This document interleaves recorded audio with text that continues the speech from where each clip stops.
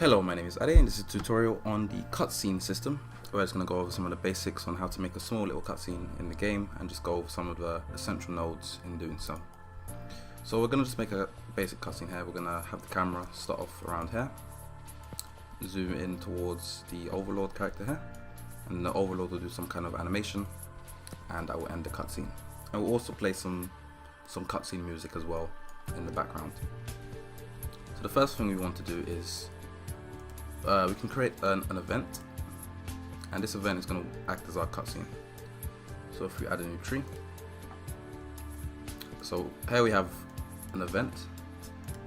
I'm just going to name it here down the bottom. We're going to call it cutscene tut for cutscene tutorial, and essentially we're going to start a cutscene straight away. So we're going to have a start cutscene node. And this basically signifies to the RPGAIO engine that we want to do a cutscene, so it's going to hide the UI, it's going to pause any background music, etc. It's going to stop the character from moving, that sort of thing. So we can start the cutscene by fading the screen out. So we use a fade screen node, select the fade mode to be fade out to black, and we'll say it'll take 2 seconds. Once that's done, we can then basically set up the cutscene. So what we're going to do is we're going to move the camera. So we're going to say camera go to position, and we're also going to have camera look at position, so that immediately the camera is facing the correct way. And once that is done, we can then say fade screen to fade the screen back in, like so. So next we need the actual positions of where we want the camera to go to. So there's 2 ways to do this. We can use a vector free value, so I'll do that for the camera go to position. So we want the camera, in fact we can even move the camera itself. So if we find the camera, it's a random enemy object there for some reason, which we can quickly delete. Okay, so we've taken the camera, and we go back to where we want it to go.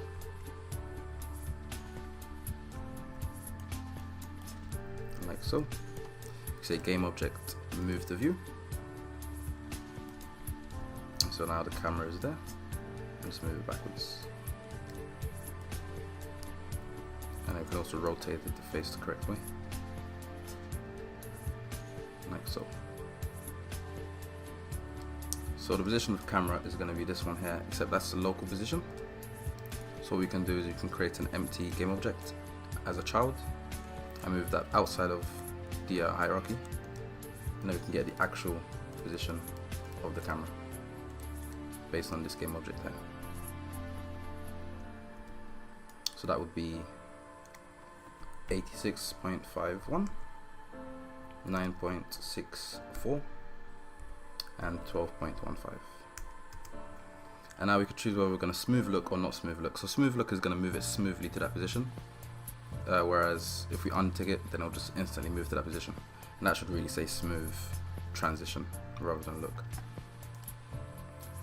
Okay, then we're going to have camera look at position. So this we're going to base off an actual game object. So we have a cube here which we'll use it for a cutscene. We're going to duplicate that and call this one cutscene tut. And again, that object has the color script attached to it, which means that it's going to hide the renderer, essentially just disable it on load. And also don't want the box collider on it either.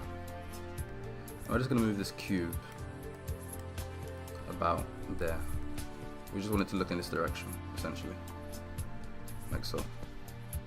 And what we can actually do is, as well, if we move the cube in front of the overlord, when the camera gets to that position, because eventually we're going to move the camera to that position, you can actually preview how that's going to look in the camera preview just there. It's quite small, but if we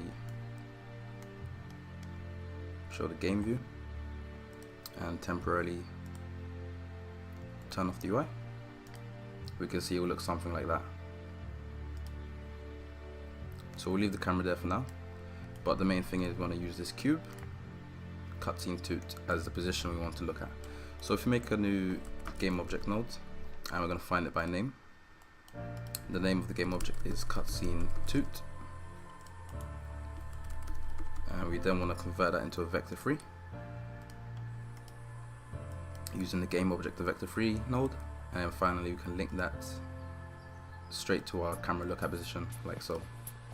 And again, we want to move it instantly because we're just setting up the cutscene essentially.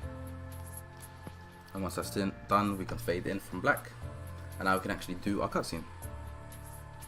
So what we want to do is the camera is going to be somewhere here, and we want to move the camera from here to where this cube is. So again, what we can do is we can make a new node here, camera go to position,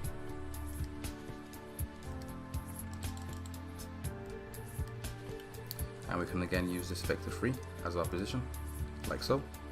And this time we do want to use a smooth look. I'll set at a speed of 3 unity units a second. So that will move the camera from there to there. Although there is one thing we forgot before we actually do this. We also want to play a sound because we want some background music for our cutscene. And then we can move the camera.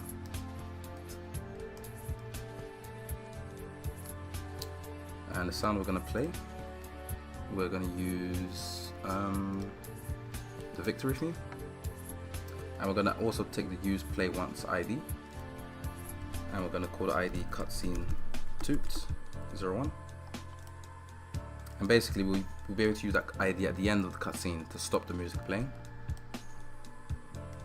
Okay, so camera go to position, and once the camera reaches that position and it's looking at the overlord, we don't want to play an animation on the overlord. Let's move these around slightly.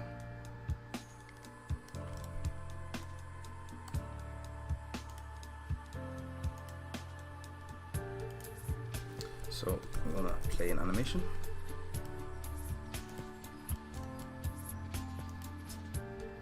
Scroll across.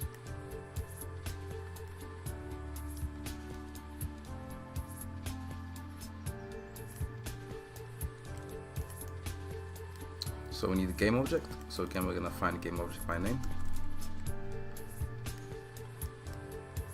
Game object name in this case is NPC prefab _6.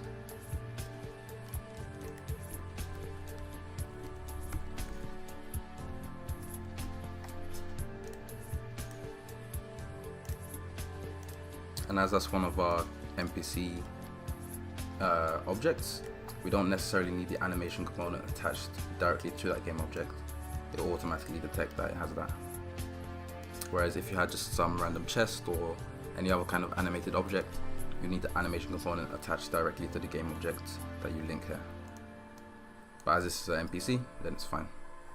It will detect the animation from the RPG controller. Okay, so the next thing is the animation name. So let's see what animations we have again. So we have attack 1 left and attack 2 right. We're going to use attack 2 right. And we're going to play it for a second.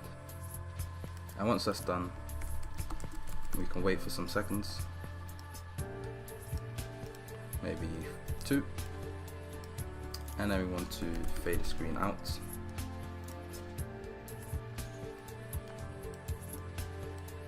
Once again.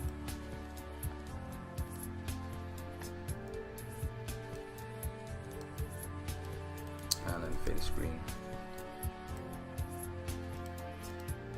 back in once we end the cutscene. So before we end the cutscene, we want to stop the sound playing, so we need a stop sound node, and the ID is cutscene toot01, and then we also want to end the cutscene itself like so. And then after the cutscene is done, we want to fade the screen back in. So that's our cutscene done, cutscene toot. All we need to do now is add this event somewhere to be triggered. So if we open up our window and go to our NPCs, now is it overlord or the overlord? Let's check the IDs. So it's actually, oh wait, wrong ID. So F2, so it's the Overlord, NPC preview 6. So we open up the interaction window, and here we have a cutscene already showing from possibly an earlier tutorial. But what we're going to do is, instead of that, instead of this cutscene,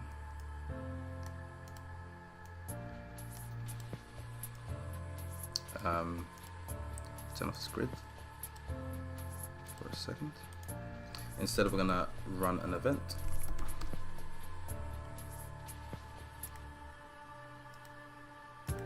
And the event name is cutscene toot. And we're gonna hit save. And now if we run the game and talk to our NPC, we should see the cutscene. Okay, so here we are in game, and if we talk to the Overlord and select the cutscene, so we get the fade out, camera moves to the right position, slowly moves towards the NPC,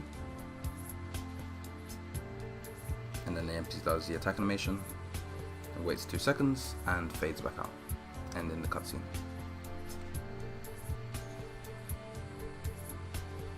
And if we turn the sound on real quick,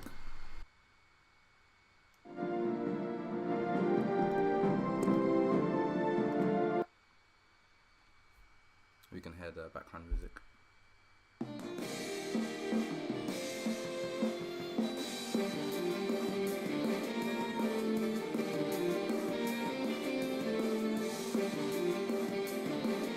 In the future, we'll be supporting a lot more nodes and different things you can do with different game objects in the scene.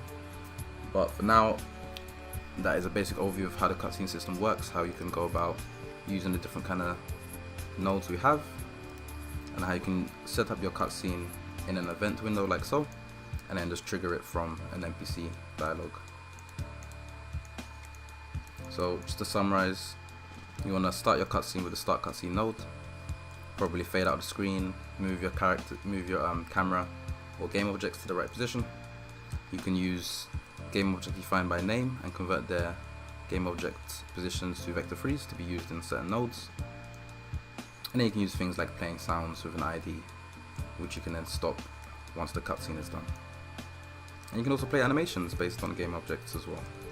So hopefully you've enjoyed this video. If you want to find out more information about RPG All-in-One, check out the link below in the description, and have a lovely day.